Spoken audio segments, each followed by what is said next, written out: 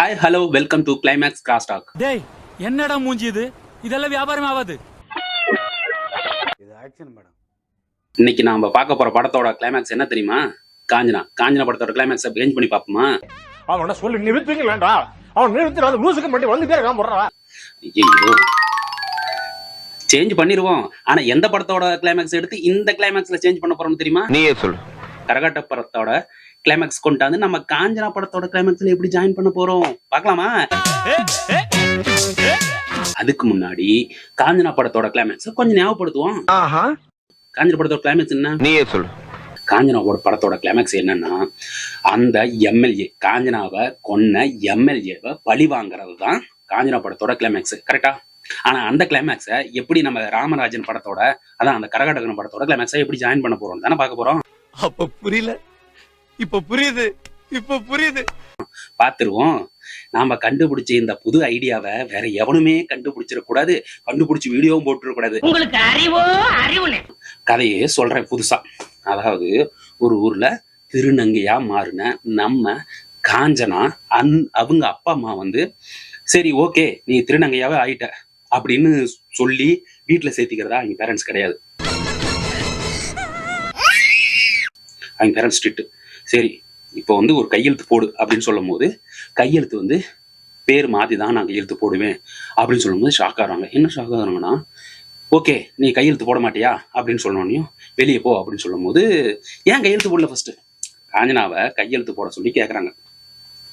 அது வரைக்கும் அவங்க வீட்டுக்கு யாருக்குமே தெரியாது தன்னோட பையன் ஒரு திருநங்கையா மாறினது. என்னென்ன சொல்றான் பாருங்க. கம்பி கட்டுற கதையெல்லாம் எழுத்து போடுறாங்க. அந்த வீட்டோட ப்ராப்பர்ட்டியை அவங்க அண்ணன் தம்பிக்கு பிரிச்சு கொடுக்கறதுக்கு அப்பா கிளம்புறாரு. அப்போ வந்து பத்திரத்தை வந்து எல்லாம் எழுதிட்டு ஓகே 2 பேருக்கு சரிசமா போடும்போது, கையெழுத்து போடுமா பிரிச்சு கொடுத்தலாம் அப்படின்னு சொல்லிட்டு, போடுப்பா அப்படின்னு சொல்லிட்டு தம்பி கிட்ட கேட்க, தம்பி வந்து காஞ்சனான்னு கையெழுத்து போட போகும்போது தான் அப்பாவுக்கு தெரிய வருது காஞ்சனா வந்து, அதாவது தன் பையன் வந்து காஞ்சனாவா மாறினது. என்னங்க எனக்கு ஒண்ணுமே புரியல. அதுதானப்பா எனக்கும் புரியல. உடனே அப்பா இருந்துக்கிட்டு வெக்கம், என்ன இது எப்படி வெளியே சொல்றது, என்ன பண்றது அப்படின்னு சொல்லிட்டு அப்பன் அண்ணன் அம்மா எல்லாருமே சேர்ந்து காஞ்சனாவா வெளியே துரத்திடுறாங்க. வெளியே துரத்துனதுக்கு அப்பதான் ஹைலைட்டே.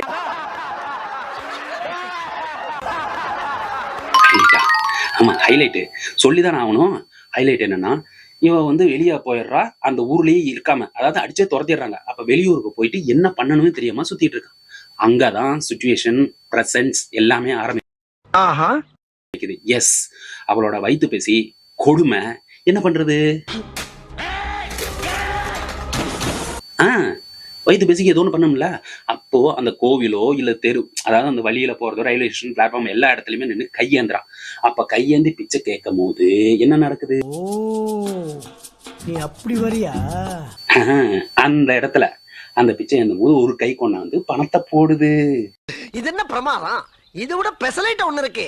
கூவுடா. அந்த பணத்தை போடுறத யாரா இருக்கும் அப்படின்னு சொல்லிட்டு கேமராவை அப்படியே கீழ இருந்து மேல காட்டுனா, எல்லாரும் ஜோரா ஒரு கை தட்டுங்க. அதெல்லாம் தட்ட முடியாது. ரைட் விடு. நம்மளோட மக்கள் நாயகன் ராமராஜன் வராரு. அல்ல போனா பாட்டா போடுறா.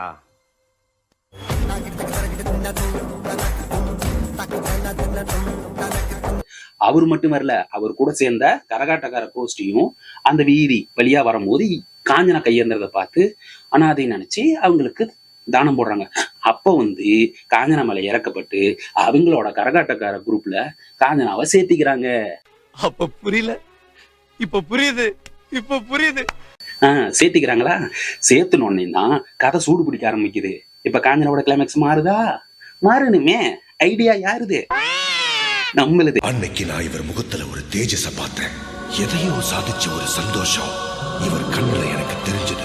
சாதாரண காஞ்சனா கரகாட்டக்காரி காஞ்சனாவா மாறின உடனே ஒரு ஊர்ல போய் ப்ரோக்ராம் பண்றாங்க. இப்போ எல்லாருமே சேர்ந்து அவங்க ஊருக்கே போய் இவங்களோட கரகாட்டக்கார ஆட்டத்தை ஆரம்பிக்கிறாங்க. அப்பதான் என்ன நடக்குது? நீயே சொல்லு. அந்த என்ன நடக்குதுன்னா, அந்த ஊர்ல பஞ்சாயத்து தலைவர்னு ஒருத்தர் இருப்பார்ல ஊருக்கு, அந்த பஞ்சாயத்து தலைவர் கரகாட்டக்கார கோஷ்டியில் இருக்கிற கனகா மேல ஒரு கண்ணு. இப்ப கண்ணு வச்சா என்ன நடக்கும்? This is an unwanted statement irrelevant to the current situation. ஆனா ஒரு நாள் எல்லாரும் எதிர்பார்த்த மாதிரி அந்த பஞ்சாயத்து தலைவர் நம்ம ராமராஜன் ஜோடி கனகா தப்பா நடக்க அந்த முயற்சி பண்ணும் போது காஞ்சனா உள்ள வந்துடுறா. வீட்டுக்குள்ள பஞ்சாயத்து தலைவர் கனகா கூட தப்பா நடக்கும் போது தெரிஞ்சு கனகாவுக்கு தைரியம் கொடுத்து வா இவனோட பஞ்சாயத்து தலைவரோட மானத்தை வாங்குவோம் ஊரு குட்டி அப்படின்னு சொல்லிட்டு போறாங்க. ஆனா பஞ்சாயத்து தலைவருக்கு இந்த விஷயம் பெருசாச்சுன்னா பெரிய பிரச்சனை ஆயிரும், ஊர்ல மரியாதை போயிரும், என்னை மதிக்க மாட்டாங்கன்னு சொல்லி அந்த ஒரு எம்எல்ஏ கிட்ட ஹெல்ப் கேட்கறாரு. யாரு? பஞ்சாயத்து தலைவர். போதும் லிஸ்ட் பெருசா போய்கிட்டு இருக்கு. கேக்குறாரா கதை எப்படி எல்லாம் டிராவல் ஆகுது பாத்தீங்களா? காஞ்சனாவும் கரகாட்டுக்காரன் சேர்ந்துருச்சா?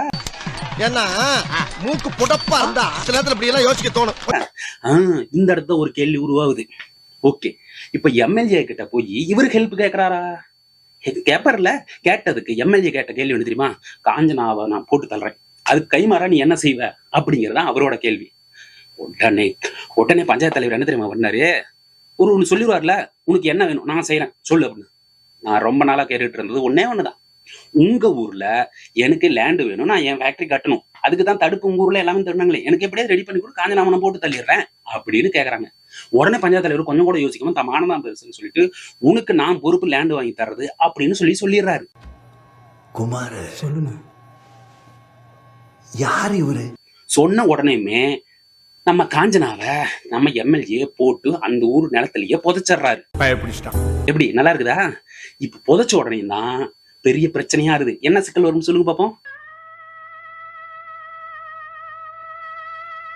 இதுக்கு மேல கதைய ஆரம்பிக்குது. அந்த நிலம் இருக்குது பாத்தீங்களா, அந்த நிலம் யாரோடது?